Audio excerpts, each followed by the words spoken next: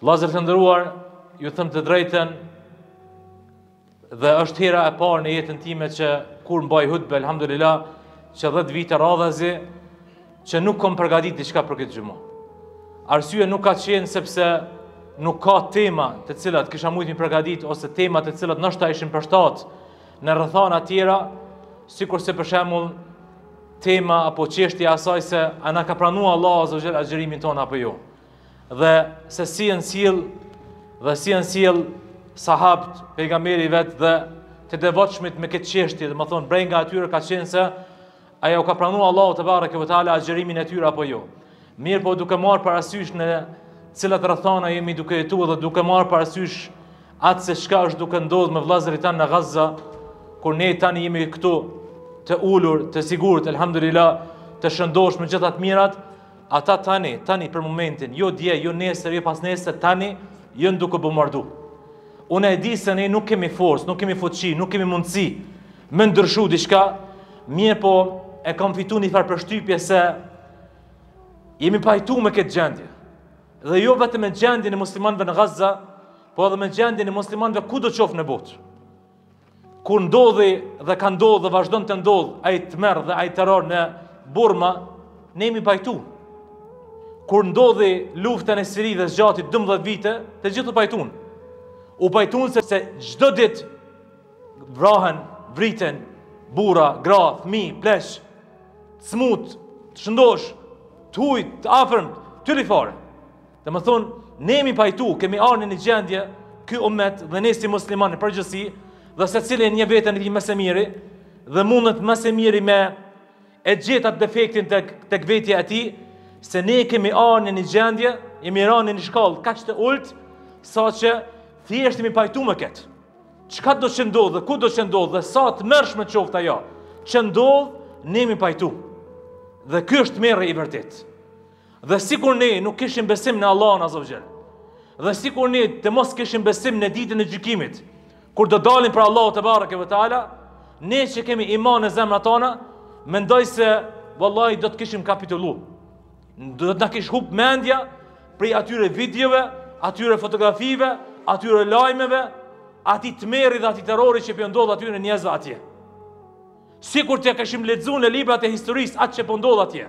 Në librat e historisë, sikur të kishim lexuar këto gjëra, vallahi secili që ka zemër do të kish çajt. Kish me kajt. E lemo mi pa me sytë tanë. Mirë po ummeti është pajtu, duke përfshi edhe vetë Jordanin që është kujshime ta, duke përfshi edhe vetë Sirin që është kujshime ta, duke përfshi edhe vetë Egjiptin që është kujshime ta. Në pajtu,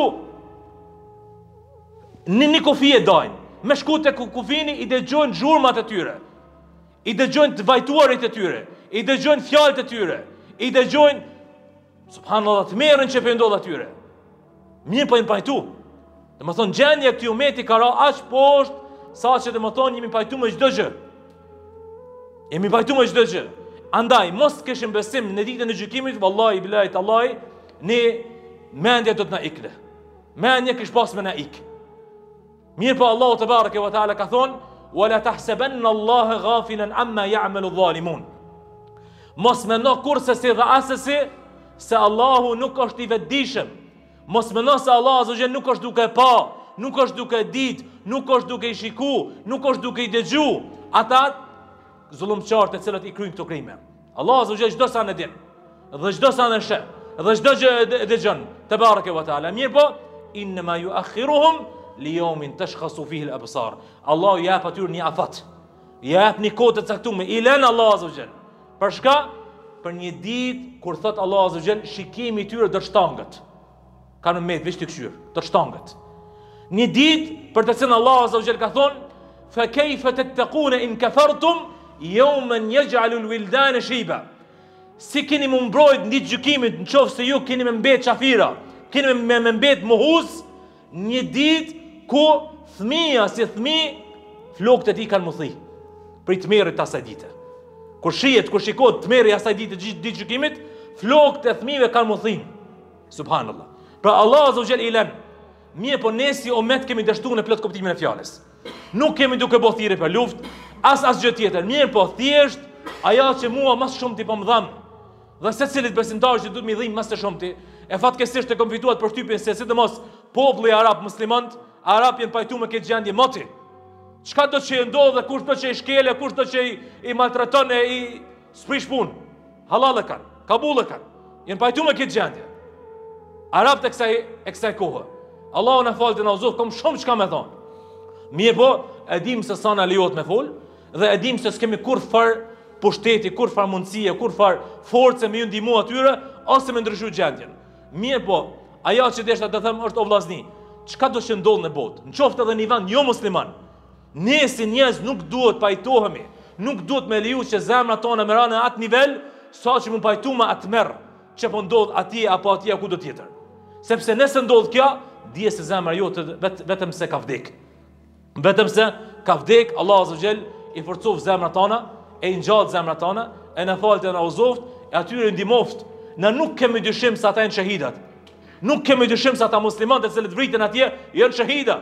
Dhe ne dim gradën e shahidllakut dhe dim kënaqësitë të cilat i ka përgatitur Allahu azza xhel për ta. Mirë po, ku jemi ne dhe çka është puna jon?